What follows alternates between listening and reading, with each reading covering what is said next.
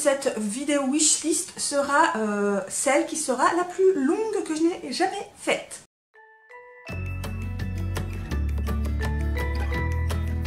Salut tout le monde, aujourd'hui on se retrouve pour la vidéo wishlist du mois d'avril et autant vous dire tout de suite que que la liste que j'ai faite est absolument énorme. Je compte pas moins de 21 livres, voilà. Donc je ne vais certainement pas les acheter tous pour le mois d'avril, on est d'accord, certains me font plus envie que d'autres. Et d'ailleurs, certains sont déjà sortis en format papier, mais pas en format électronique. Et je les ai notés pour le format électronique, parce que c'est le format électronique qui m'intéresse. Donc voilà, par contre, pour essayer d'éviter que la vidéo soit trop longue, je ne vais pas m'attarder sur certains livres et m'attarder plus sur d'autres. Notamment, je ne vais pas m'attarder sur les suites de sagas et je ne vais pas m'attarder par exemple sur des romances qui me font pas trop envie, qui me font envie mais sans plus, où c'est pas mes priorités, parce que sinon la vidéo va être très très longue et autant vous dire que les wishlists sont quand même des vidéos assez longues à monter et elle va me prendre du temps. Donc en plus à partir au moment où je vous posterai cette vidéo, je pense que certains des livres seront déjà sortis. Bref, on va commencer tout de suite. Je commence du coup par le 1er avril parce que oui, dès le 1er avril, il y a un livre qui m'intéresse et il s'agit d'un intégral, donc Les Frères Bolton, donc de Sarah M. Anderson, publié chez Harlequin dans leur collection Poche. Donc c'est un intégral d'une trilogie, c'est de la romance. On va suivre 3 frères et leur rencontre avec une nana et leur vie chamboulée parce que c'est le grand amour et parce que évidemment c'est de la romance et ça c'est pas évident, voilà. Ensuite on passe au 2 avril, donc sortira un livre qui me fait très envie. Il s'agit du premier tome d'une saga qui s'appelle 1415 Inc. Donc tome 1 Rebelle, publié chez Dream Spinner Press et c'est de Riceford. Vous le savez, Riceford est une auteure que j'aime énormément. Là, on est dans la romance contemporaine, puisqu'elle fait aussi bien de la fantaisie fantastique que de la romance contemporaine. Dans ce premier tome, on va suivre un homme qui a fait un enfant, qui a eu un enfant, qui à la base n'était pas voulu. Il va tomber fou amoureux de cet enfant, et voilà, c'est son enfant, il va l'élever, et il va vouloir élever cet enfant avec un homme qu'il a rencontré, et cet homme n'a pas voulu, donc il lui a brisé le cœur. Des années plus tard, ce jeune homme qui est papa va revenir dans sa ville précédente, où il va aller travailler dans un salon de tatouage. Et manque de bol, il va retomber sur son ex qui lui avait brisé le cœur. Voilà, je n'en sais pas plus, mais c'est du Riceford. Même si je suis pas très fan des couvertures, c'est pas grave parce que c'est du Riceford. Ensuite, on passe au 3 avril. Sortira donc Ashlon de H. Roy, publié aux éditions J'ai lu dans leur collection semi-poche. Et je sais plus du tout de quoi ça parle. J'avais lu le résumé qui m'avait vraiment intéressé, mais je sais plus de quoi ça parle. Du coup c'est pas grave, voilà, je sais plus. Le 4 avril cette fois sortira le premier tome de Méta-Humain dans les décombres de Haley Turner, publié chez Juno en format e-book, puisque je crois que le format papier est déjà sorti. Ça fait pas partie des sorties qui m'intéressent le plus pour le mois d'avril, c'est pas ma priorité. Ici c'est de la romance paranormale puisqu'on va suivre des méta-humains qui sont flics et on va en suivre un en particulier qui va faire équipe avec un mec du FBI il me semble. Sauf que tous les deux ne s'entendent pas, je crois, mais j'en sais pas plus. Voilà. Mais quand j'avais lu le résumé, ça me plaisait bien, même si ça faisait pas partie de mes priorités. Donc toujours le 4 sortira le 2e tome de Faiseur de rêves, donc La Muse des cauchemars de Laini Taylor, publié chez Lumen. On a encore une couverture absolument magnifique. Je n'ai pas lu le tome 1, donc le tome 2 me fait bien envie, mais je ne pense pas qu'il fait partie des envies absolument pressantes que je veux tout de suite maintenant, parce que j'ai pas lu le tome 1, voilà. Donc comme j'ai décidé d'acheter un peu moins de livres en format papier et un peu plus en format électronique, et que j'ai toujours pas lu le tome 1, il fait pas partie de mes priorités, voilà. Donc toujours le 4 sortira, pareil, Le Gang des prodiges, le tome 2, Ennemi juré de Marissa Meyer, publié chez PKJ, et c'est comme le livre que je viens de vous parler, donc Le Faiseur de rêves. Je n'ai pas lu le tome 1, donc le tome 2 je ne pense pas que je vais me le procurer dès sa sortie, parce que ce serait bien que je lise le tome 1 avant quand même, voilà. Ensuite, le 10 avril, il y a pas mal de sorties qui me font envie. Je commence du coup par Wild Men, le tome 2, L'homme idéal de Ashley Kristen, publié chez MXM Bookmark dans leur collection Infinity. Je vous ai jamais présenté le tome 1 que j'avais dans ma Kindle, pardon, je vais y arriver. C'est de la romance, on y suit dans le tome 1 une nana qui couche avec un inconnu qui fait partie de l'armée. C'est de la romance avec des personnages féminins assez tôt en couleur, apparemment c'est quand même très piquant, il y a quand même pas mal d'humour et ça reste de la romance. J'ai pas lu le tome 1 encore une fois, donc je ne pense pas me procurer le tome 2 tout de suite, mais ça me fait quand même bien envie. Ensuite, toujours le 10, celui-là par contre il me fait très envie, sortira enfin le tome 3 de donc ici Rebuilt de Alex Scarrow, publié chez Casterman. Le tome 1, je l'ai lu il n'y a pas très longtemps, et à ce moment-là, je vous avais dit que j'attendrais la sortie du tome 3 pour lire le tome 2, parce que j'avais pas envie que le tome 2 finisse en fin ouverte et cliffhanger, et qu'il fallait attendre longtemps le tome 3, puisque je n'aime pas être frustrée. Donc voilà, le tome 3 va sortir, donc je ne pense pas trop tarder à lire le tome 2 et à me procurer également le tome 3.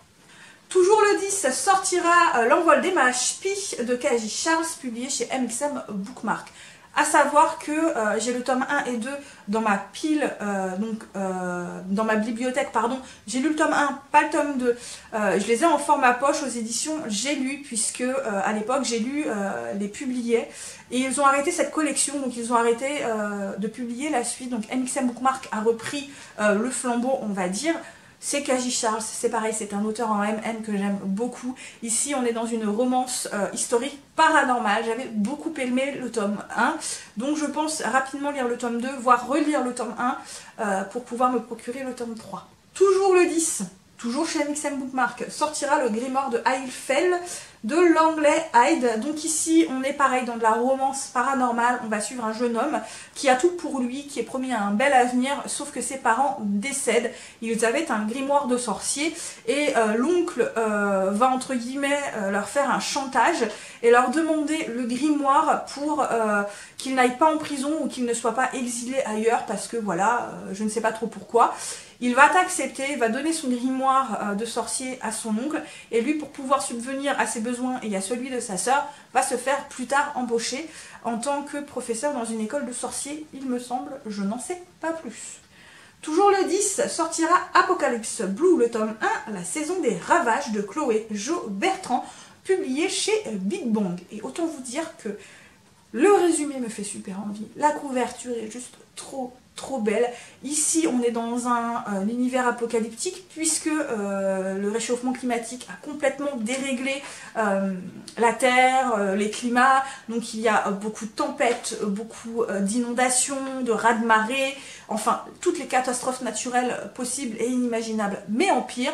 Et dans cette catastrophe géante, on va suivre 3 jeunes gens à différents âges et sur différents pays, voire différents continents, il me semble, qui vont essayer de retrouver leur famille et trouver un endroit où ils auraient la possibilité d'avoir une vie et un avenir.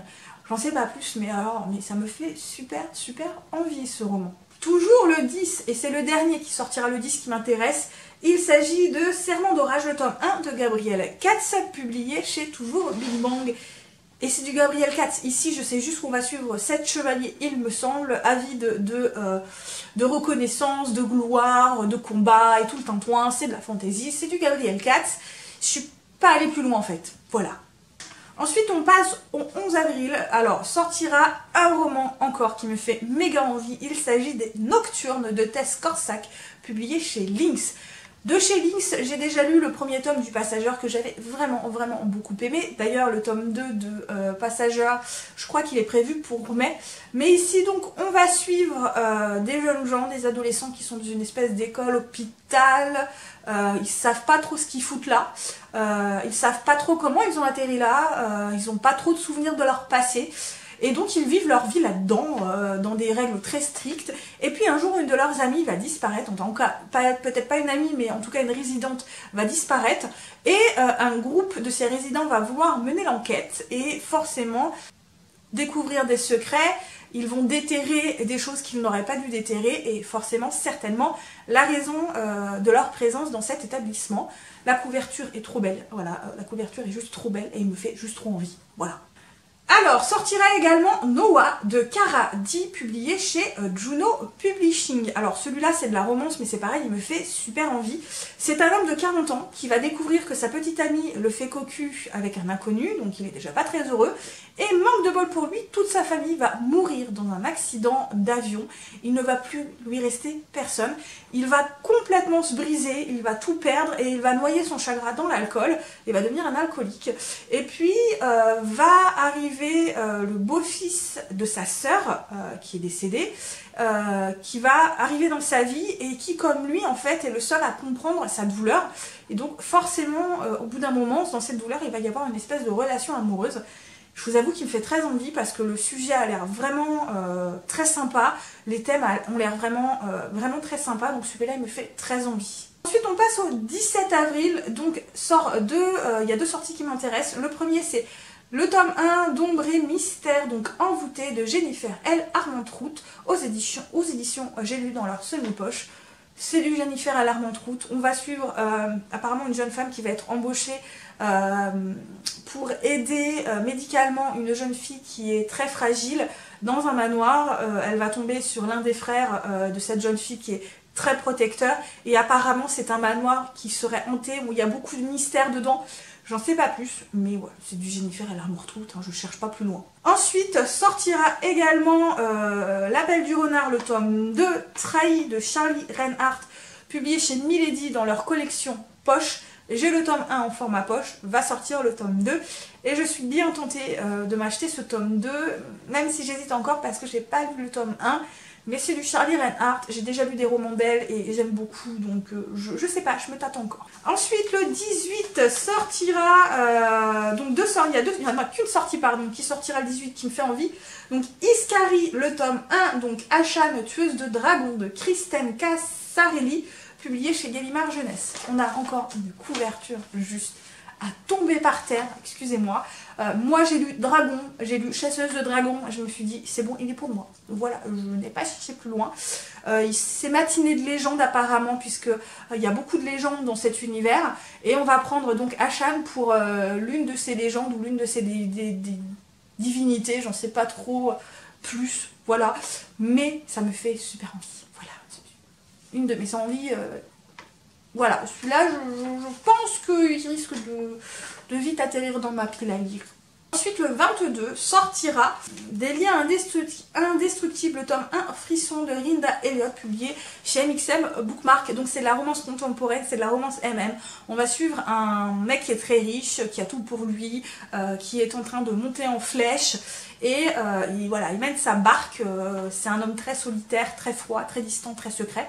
Et malheureusement, des gens vont essayer de le tuer ou de le discréditer ou je sais pas trop quoi. Ses amis vont un peu l'obliger à prendre un garde du corps. Et forcément, il va y avoir une romance entre lui et ce garde du corps. J'en sais pas plus, mais déjà, j'ai encore une très belle couverture. Et ouais, il me fait pas mal envie celui-là. Ensuite, le 24 sortira enfin le tome 6 de Diversion, donc Réunion de Eden Winters, toujours publié chez MXM Bookmark. Celui-là, je l'attendais avec tellement d'impatience. Je crois que c'est la sortie qui me fait le plus envie au mois d'avril. Donc je les ai tous en format papier. Donc là, ils sont en format électronique. Je sais pas si je vais me le procurer en format électronique ou attendre le format papier. Mais il me fait super envie, quoi. Mais super envie celui-là. Ensuite sortira également le 24 H Princess, le tome 2, Lady Smoke de Laura Sébastien, publié chez Albin Michel dans leur collection Wiz. C'est à la suite de H Princess, le tome 1, que je n'ai toujours pas lu, qui est toujours dans ma palle, et qu'il faut absolument que je lise avant de me procurer le tome 2. Mais encore une fois, on a une couverture absolument magnifique. C'est tout ce que j'ai à dire. Ensuite sortira également The Wicked Deep, la malédiction des sœurs Swan de chez Earnshaw, publié chez Rajo. Déjà, c'est pareil, on a encore une couve tombée par terre. Et donc ici, on va suivre trois jeunes filles qui vont être maudites par des sorcières, puisque ces sorcières, des années plus tôt, ces soi-disant sorcières, on ne sait pas trop si ce sont des sorcières, ont été accusées de sorcellerie, ont été brûlées et se sont promis de se venger. Et donc tous les ans, je crois, elles reviennent, elles prennent possession de trois jeunes filles et tuent des hommes, je crois. il me semble, pour se venger. Et donc on va suivre 3 jeunes filles à notre époque qui vont subir ça, je crois, et qui vont essayer de ne pas tuer. Voilà, mais je sais plus trop si c'est vraiment ça, mais ça doit être un peu ça. Mais en tout cas, ça me fait très envie, parce que déjà on a une couverture absolument magnifique. Ça parle de sorcières, ça parle de malédiction. Voilà, je suis très tentée. Et ensuite, le 30 avril sortira également le tome 2 de 1415 Inc, donc le softer de Rice4 publié Ring Spinner Press. Donc elle sort 2 tomes au mois d'avril et j'ai juste trop hâte parce que celui-là c'est pareil, il va pas trop tarder à entrer dans ma pile. Voilà, je ne sais pas, j'ai pas lu le résumé de ce tome 2 et en fait je m'en fous parce que j'ai lu le tome 1, le résumé du tome 1, ça me suffisait. Voilà.